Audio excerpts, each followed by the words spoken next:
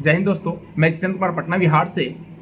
आइए आज पुनः आप लोगों से रूबरू होते हैं एक नई कहानी और नए दास्तान के साथ।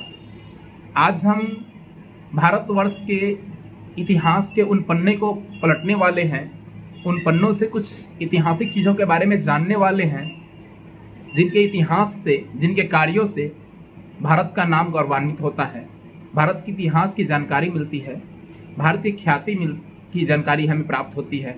आइए आज उन महान सम्राट अशोक के बारे में जानते हैं। पहले उनके पूरे नाम से हम परिचित होते हैं। उनका पूरा नाम देवानाम प्रियदर्शनी सम्राट अशोक है, जिनके नाम के आगे सम्राट लगता है। भारत के एकमात्र ऐसे शासक जिनके नाम के आगे सम्राट लगता है। आइए आज उनके इतिहास के बारे में जानते हैं, उनके ज़िंदगी में घटित कुछ घटनाओं से अवगत होते हैं। तो आगे बढ़ते हैं इस वीडियो में और जानते हैं उनके बारे में। तो सबसे पहले मैं उनका परिचय देता हूँ। उनका पूरा नाम देवनाम प्रियदर्शी महान सम्राट अशोक है। उनके पिताजी का नाम बिंदुसार, माता का नाम सुभद्रांगी है। उनका जन्म 304 ईसा पूर्व में पाटलिपुत्रा, जो कि वर्तमान में पटना है, वहाँ पर हुआ। इनका राजमहल पाटलिपुत्रा में है, अब नहीं है, पहले था। इन महानुभावों के नाम के आगे सम्राट क्यों लगा, आइए उस इतिहास को जानते हैं। पहले के जितने राजा महाराजा हुआ करते थे वो किसी न किसी राजवंश से बिलोंग किया करते थे। तो इनके राजवंश का नाम मौर्य साम्राज्य था। इनके साम्राज्य से पहले इस पाटलिपुत्रा, जो कि वर्तमान में पाटलिपुत्रा पटना है, गया है, जहानाबाद, अरवल, बहुत सारे क्षेत्र हैं, जो मगध के नाम से जानता था। और मगध पे नंद वंश का शासक हुआ करता था। घनानंद यहाँ के राजा हुआ करते थे। जब विदेशी आक्रमण सिकंदर का हुआ तो उनके राज्य के एक बहुत अच्छे पुरोहित थे जिनका नाम था चाणक्य, विष्णुगुप्त कौटिल्य। एक ही महापुरुष है जिनके अलग अलग नाम हैं। उन्होंने उस घटना से उन्हें अवगत करवाने को चाहा, लेकिन उस घनानंद, जो शासन के नशे में चूर था, उसने उनकी बेइज्जती कर दी, उनके साथ अभद्रता से पेश आया। उन्होंने उसी समय घनानंद को एक चुनौती दे दी कि मैं तुम्हें इस साम्राज्य से उखाड़ फेंकूंगा, एक ऐसे योग्य शासक का चयन करूंगा जो कि पूरे मगध की ख्याति पूरे विश्व में प्रकाशित करेगी। और वो एक खोज पे निकल गए। इसी खोज के दौरान उन्हें एक बालक दिखाई पड़ा जिनका नाम था चंद्रगुप्त मौर्य। उन्होंने उस बालक की जो प्रतिभा को देख के वो अचंभित हो गए। उन्हें जिस बालक की ज़रूरत थी, जैसे एक योग्य राजा की ज़रूरत थी, वो सारे गुण चंद्रगुप्त मौर्य के अंदर उन्हें दिखाई दिए। उन्होंने चंद्रगुप्त मौर्य को शिक्षा दी, ट्रेनिंग दिया। एक योग्य शासक बनने के लिए जो भी ज़रूरत चीज़ें होती हैं, वह तमाम चीज़ों का ज्ञान उन्हें दिया। और अंततः घनानंद को उनके गद्दी से हटाकर मौर्य वंश की स्थापना किया और उस मगध के साम्राज्य पर एक योग्य शासक को बैठाया, जिन योग्य शासक का नाम था चंद्रगुप्त मौर्य। मौर्य वंश की नींव तो पड़ गई। मौर्य वंश के सम्राट जो हुए, जो उसके स्थापना करने वाले हुए चंद्रगुप्त मौर्य, उनका एक ही स्वप्न था, भारत एक हो और शासक एक हो। और इसी पर उन्होंने मेहनत किया। और उनके मेहनत में, उनके मार्गदर्शन के रूप में, उनके समय समय पर उन्हें अच्छे गाइडलाइंस देने के लिए उनके साथ एक योग्य गुरु थे जिनका नाम था चाणक्य, कौटिल्य और विष्णुगुप्त। एक ही थे, अलग अलग नाम थे। उन्होंने उन्हें उस तरह से ट्रेन किया कि वो योग्य शासक बने और मगध की गद्दी पर बैठे। उनके पुत्र का नाम बिंदुसार हुआ, वो भी एक योग्य शासक थे। और बिंदुसार के ही पुत्र का नाम अशोक है, जिन्हें हम लोग देवानाम प्रियदर्शनी महान सम्राट अशोक कहते हैं, जिनके नाम से पूरी दुनिया ख्याति भारत का जानती है। दुश्मन इनके सामने नतमस्तक हुआ करते थे। आइए इसकी चर्चा भी करेंगे। वही महान सम्राट अशोक की कहानी, उन्हीं का इतिहास के कुछ पन्ने, कुछ महत्वपूर्ण पहलुओं के बारे में हम चर्चा करने वाले हैं। ये शुरू से ही विलक्षणीय गुण इनके अंदर थे। एक योग्य सेना नायक, एक योग्य शासक, एक योग्य राजा बनने की प्रवृत्ति बचपन से ही इनके अंदर थी। और साथ में इन्हें साथ मिला इनको चाणक्य का साथ में इन्हें चाणक्य का साथ मिला, जिन्होंने साम दाम दंड भेद की नीति से इन्हें अवगत करवाया और अच्छा गुरु के रूप में उन्होंने एक अच्छा योग्य शासक का निर्माण किया। और महान सम्राट अशोक की जितनी भी प्रशंसा की जाए कम है। 269 ईसा पूर्व में जब वो राजगद्दी पर बैठे, राजगद्दी पर बैठने के मात्र 8 वर्ष बाद ही उनकी सीमाओं का विस्तार इतना लंबा हुआ, इतना बड़ा विस्तार हो गया भारतवर्ष का, जिसका अनुमान भी नहीं लगाया जा सकता है। अगर मैं महान सम्राट अशोक के समय के भारत का विस्तार की चर्चा करूंगा आपको, तो वर्तमान समय में जो Pakistan, Afghanistan, Iraq, Iran, Balochistan, Uzbekistan, Kazakhstan, Uzbekistan, Nepal, Tibet, Bhutan, Bangladesh, Myanmar जो आज वर्तमान समय में हैं, इनकी सीमा भारत की सीमा के अंदर थी। भारत की सीमा इनकी सीमा से सटी हुई थी। ये सभी भारत के अधीन थे। जो प्राचीन समय का मौर्य वंश का साम्राज्य था, जो भारत का साम्राज्य था, वो आज विभिन्न देश में बढ़ चुके हैं। तो सोचने वाली बात है कि भारत का विस्तार कितना अधिक हुआ होगा। इसके अलावा महान सम्राट अशोक के समय विदेशी आक्रमण करने से भी डरा करते थे, क्योंकि इनका शौर्य, साहस और जो समर्पण की जो कहानी थी वो बचपन से ही ख्याति थी। ऐसा इतिहासों में वर्णन है कि जब वो गुरुकुल में शिक्षा ग्रहण कर रहे थे, तो उसमें एक सिंह गुरुकुल में घुस आता है, जिससे काफ़ी लोग भयभीत हो जाते हैं और वो सिंह सभी बच्चों की ओर दौड़ता है। उस समय मात्र एक डंडा था सम्राट अशोक के पास। उस डंडे से उन्होंने सिंह की हत्या कर दी। सोचने वाली बात है, उस बाल्यावस्था में उस बालक के पास कितना साहस होगा, कितनी निडरता होगी कि सिंह के सामने एक डंडा से गिर गया। इसी वजह से उन्हें सिर मुख वाला जो उनका राज सिंहासन है, आप लोग देखते होंगे शेर के मुख के समान है। उनके राज सिंहासन के दोनों तरफ सिंह का मुख लगा हुआ होता है। यानी बचपन से ही उनके अंदर ऐसी प्रतिभाएं थी जो कि आज इतिहास में कितना बड़ा इतिहास बना दी कि पूरे विश्व जानता है अगर भारत को सम्राट अशोक के नाम से, और विश्व विजेता माना जाता है महान सम्राट अशोक को, जो इतिहास के पन्नों में वर्णित है। अगर मैं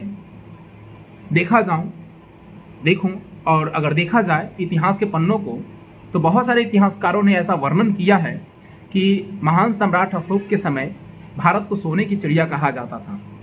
भारत एक सोने की चिड़िया थी।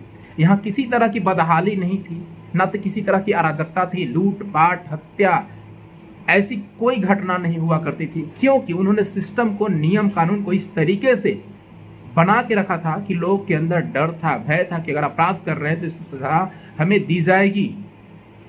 और सिर्फ पुरुषों के लिए नहीं, महिलाओं के लिए आज भले ही आप लोग देखते हैं महिला आयोग की गठन की गई है। आप इतिहास के पन्नों को पलटेंगे तो जानेंगे कि महान सम्राट अशोक के समय महिलाओं के लिए अलग महिला विभाग बनाए गए थे, धार्मिक कार्यों के लिए अलग धार्मिक विभाग बनाए गए थे। और महान सम्राट अशोक ने कभी किसी धर्म के विरुद्ध कोई कार्य नहीं किया।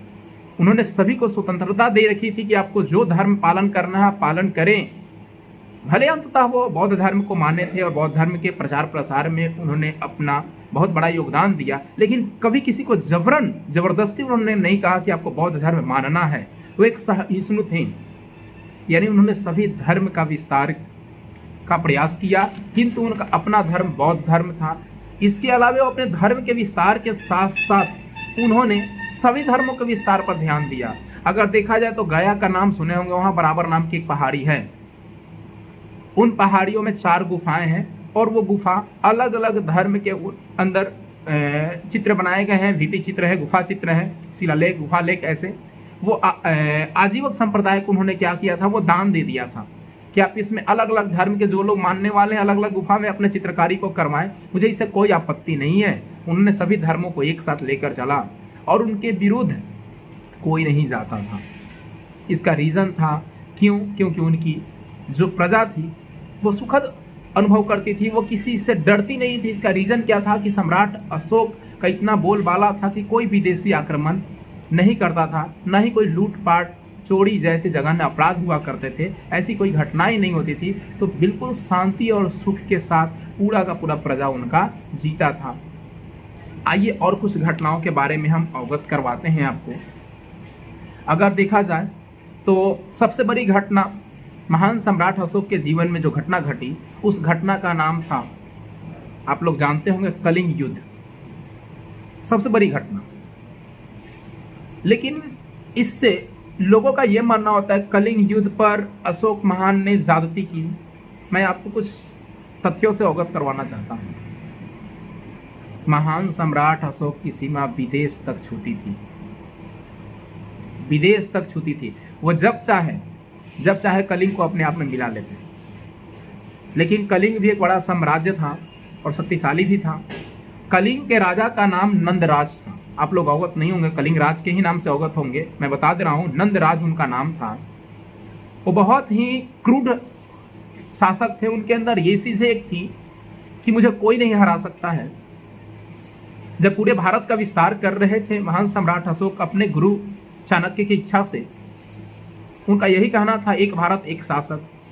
इसी बीच में उन्होंने कलिंग राज के पास भी एक प्रस्ताव दिया कि आप भारत में है तो भारत के शासक के साथ आप संधि कर लें, आप अपने राज्य को भारत की सीमाओं में सम्मिलित कर लें, ताकि एक भारत एक शासक का जो स्वप्न है वो पूरा हो जाए। लेकिन उन्होंने इनके प्रस्ताव को ठुकराया और इसके अलावा उन्हें चुनौती दी कि ऐसा कोई शासक अभी तक पैदा नहीं हुआ और न होगा जो कलिंग राज्य से जीत सकता है और कलिंग को अपने आप में समाहित कर सकता है, मिला सकता है। तो सोचने वाली यह बात है, जिसने विश्व को जीत लिया उसे एक छोटा सा राज्य जब चुनौती दे तो उस राजा के मान सम्मान की बात होती है। और इसी बीच में दोनों राजाओं के बीच एक युद्ध छिड़ी और युद्ध इतना भयानक हुआ कि कलिंग की भूमि खून से लथपथ हो गई। ऐसा नहीं है कि सिर्फ कलिंग के ही सैनिक मारे गए, महान सम्राट अशोक के सैनिक नहीं मारे गए, इनके भी सैनिक मारे गए। मरने वाले युद्ध में कहावत है कि प्रेम और युद्ध में सब चीज जायज होता है। तो जब युद्ध हो रही है तो किसकी लाश गिरेगी ये कोई नहीं जानता है, किसकी तलवार किसके गर्दन को काट देगी ये कोई नहीं जानता है। युद्ध इतना भीषण हुआ कि लाखों लाख सैनिक मारे गए, कई एक लाख लोग घायल हो गए। इसमें कलिंग राज की भी हत्या हो गई। अंततः कलिंग घटना को देखकर महान सम्राट अशोक का हृदय बहुत ही द्रवित हुआ कि एक राजा के ईगो की वजह से और मुझे इस विस्तार की सोच की वजह से इतने लोगों की जान चली गई। कलिंग राज अगर इस चीज का पहले ही अगर मेरी बातों को मान लेते तो काश ये युद्ध नहीं होता। इससे काफी वो मतलब अंदर से देखा जाए तो द्रवित हुए। महिलाओं की, बच्चों को, लाश को देखकर उनका हृदय परिवर्तित हो गया और वही 261 ईसा पूर्व में उन्होंने उसी कलिंग के मैदान में अपने तलवार को जमीन में गाड़ दिया और बोला कि मैं आज के बाद ऐसे युद्ध नहीं लड़ूंगा। और उन्होंने युद्ध का रास्ता छोड़ दिया। उसके बाद बहुत ही चिंतित रहने लगे। उनके मन में एक ही सवाल आता था, मैं करूं क्या। इसी बीच उनकी मुलाकात उनके भतीजे निग्रोध से हुई। उनका भतीजा का नाम निग्रोध था, जो पहले से ही बौद्ध धर्म की दीक्षा लिए हुई थी। उन्होंने अपने भतीजे से पूछा कि जैसे तुम शांति के खोज में इधर उधर भटकते हो, क्या मुझे ये मार्ग नहीं मिल सकता, क्योंकि मेरा हृदय बहुत ही व्याकुल है। मैंने पूरे विश्व को जीता लेकिन मेरे अंदर शांति सुकून नहीं है। इस शांति के लिए मुझे क्या करना होगा। उनके भतीजे निग्रोध ने उन्हें कहा कि मैं तो इतना बड़ा ज्ञानी नहीं हूं कि आपको रास्ता दिखाऊं, वो भी एक आप इतने बड़े सम्राट हैं, विश्व के विजेता हैं। तो चलिए मैं आपको एक व्यक्ति से मिलाता हूं जिनका नाम था उपगुप्त। उपगुप्त से मिलवाया महान सम्राट अशोक को।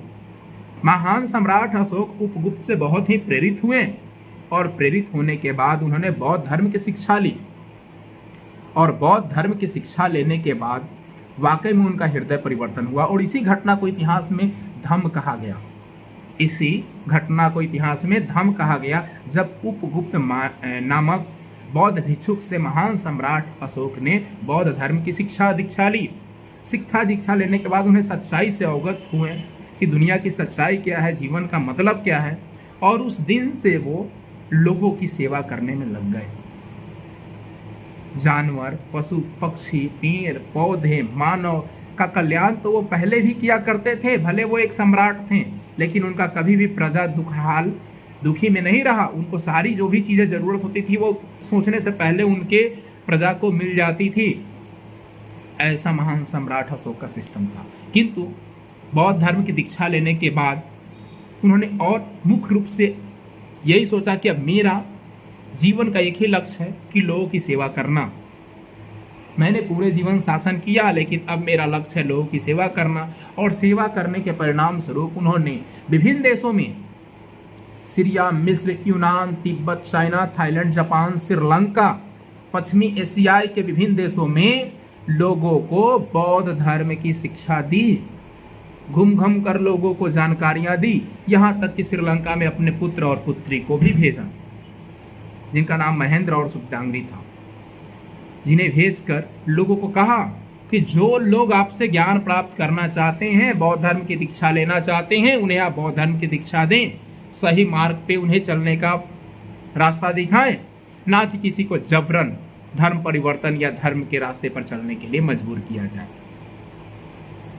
इस तरह से बौद्ध धर्म की रास्ता को महान सम्राट अशोक ने अपनाया और लोगों को भी कहा कि आप इस रास्ते पे चलकर देखो, अगर आपको अच्छा लगता है तो बेशक आप मानो। उन्होंने कभी किसी धर्म को राष्ट्रीय धर्म नहीं माना और न ही जबरन किसी धर्म को उन्होंने कहा कि आप इसको मानो। उन्होंने जनता को स्वेच्छाचारी रूप से स्वतंत्र कर दिया कि आपको जो अच्छा लगता है आप उसे माने। अगर देखा जाए तो विश्व में जो सभ्यताएं विकसित हुई, सम्राटों में सम्राट इन्हें कहा गया। किन्हीं और का नाम के आगे सम्राट नहीं लगता है, सिर्फ एक महापुरुष के नाम के आगे सम्राट लगता है, उनका नाम है महान सम्राट अशोक। अगर देखा जाए तो आज वर्तमान समय में भी महान सम्राट के इतिहास के नाम से ही भारत का इतिहास जाना जाता है। भारत की जितनी ख्याति है वो महान सम्राट अशोक के नाम से है। बिहार की जितनी ख्याति है वो महान सम्राट अशोक के नाम से। और ये ऐसे व्यक्ति थे जिन्होंने कभी अपने नाम को फेमस करने का प्रयास नहीं किया। आज हमारे गांव में एक नली और गली बनती है तो मुखिया, वार्ड जो भी होते हैं वो पहला अपना नाम का होल्डिंग लगवा देते हैं पब्लिसिटी के लिए। लेकिन महान सम्राट अशोक ने ड्रेसियस नामक व्यक्ति, ड्रेसियस एक व्यक्ति थे जिनके माध्यम से उन्होंने गुफा लेख, शिलालेख, अभिलेख का जो वर्णन करवाया, उस पर कभी ये नहीं कहवाया कि मैं अशोक, मैंने ये काम किया। उन्होंने ये कहा, मैं मौर्य वंश का रक्षक, मैं मौर्य वंश का सम्राट ने ये काम को करवाया। यानी कभी भी अपना नाम नहीं। हाँ, लोगों में लोकप्रियता होने के कारण अलग अलग नामों से जो बाद में राजा आए या जो उनके चहीते थे, उन लोगों ने जो शिलालेखों का या अभिलेखों का ही वर्णन करवाया, उसमें अलग अलग नामों से महान सम्राट अशोक को वर्णित जरूर किया है। बाद में जब 1750 ईस्वी में इनके अभिलेख को पढ़ा गया, उस समय जानकारी अलग अलग देशों से थाईलैंड हो, जापान हो, मलेशिया हो, बहुत सारे जगहों पे अशोक के शिलालेख मिले हैं। भारत में भी बहुत जगह पे शिलालेख मिले हैं, अभिलेख मिले हैं, गुफा लेख मिले हैं, भित्ति लेख मिले हैं, बहुत सारे चीज़ें मिले हैं, जिससे पता चलता है कि महान सम्राट अशोक की कृति कितनी है, ख्याति कितनी है, उनका योगदान कितना रहा इतिहास के अंदर। ये सब चीज़ों की जानकारी मिलती है। और इसका सबसे बड़ा श्रेय ड्रेसियस को जाता है, जिन्होंने अभिलेख, शिलालेख, गुफा लेख लिखने का काम किया। अशोक महान सम्राट की गई कृतियों को लोगों को इतिहास में आज अगर जान रहे हैं तो इसी अभिलेखों के माध्यम से जान रहे हैं। अगर देखा जाए तो इनके अभिलेखों की संख्या 33 है, लेकिन सारे अभिलेख को अभी पढ़ा नहीं गया है। जेम्स प्रिसेप ने इसे पढ़ने का प्रयास किया था और सबसे पहले सफल रूप से उन्होंने ही पढ़ा था, जिसमें 33 अभिलेखों में से कभी 14 अभिलेख को ही पढ़ा गया है। और उसमें जो चीज़ें वर्णित है वो सबके सामने प्रकट है। सब लोग जानते हैं कि महान सम्राट अशोक ने कब, कहाँ, कैसे, क्या किया। बाकी अभी अभिलेखों को पढ़ना बाकी है, समय आते ही उसको भी लोग पढ़ लेंगे। और सबसे बड़ी चीज़ थी कि महान सम्राट अशोक के जो ड्रेसियस के माध्यम से जो अभिलेख लिखे गए थे, वो जहाँ पे अभिलेख लिखे गए, जिस भाषा के लोग समझने वाले थे, उसी भाषा में उन्होंने वर्णन करने का प्रयास किया है, ताकि वहाँ के लोकल लोग समझ लें। जैसे अब हम लोग बिहारी हैं, अगर बिहार में किसी अभिलेख को लिखना होगा तो तमिल में नहीं लिखेंगे, बंगाली नहीं लिखेंगे क्योंकि तमिल और बंगाली बिहार के लोग नहीं जानते हैं, मगही जानते हैं, हिंदी जानते हैं।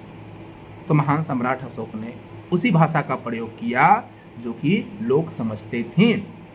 अगर मैं देखूं वर्तमान समय में बहुत सारी कहानियां हैं महान सम्राट अशोक की, मैं अगर घंटों बोलूं तो खत्म नहीं हो सकती है, खत्म नहीं हो सकती है। अगर मैं आज वर्तमान समय की अगर बात करूं कि हमारे देश में महान सम्राट अशोक की कितनी चीज़ें हैं जिसे लोग को मान्यता प्राप्त है और उसका मानना हमारी आवश्यकता भी है, और सरकार ने उनके सम्मान में इन चीज़ों को पूरे देश के नाम किया है। तो आइए चर्चा करते हैं। सबसे पहले आप अशोक चक्र का नाम सुनते होंगे, अशोक स्तंभ, जो कि देखिए मेरे पास है, महान सम्राट अशोक का अशोक स्तंभ है, जो भारत का सर्वोच्च समझिए कि एक प्रतीक है, सर्वोच्च प्रतीक माना जाता है इसे।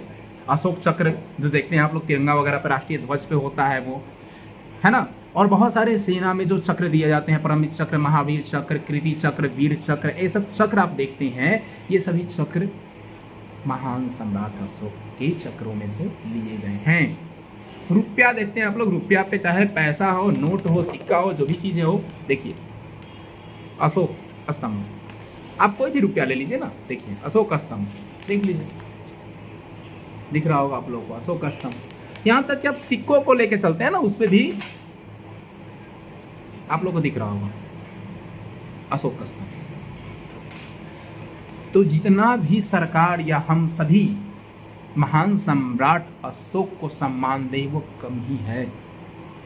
इतिहास इस बात का साक्षी है कि वन के जैसा न तो शासक हुआ है और ना होगा।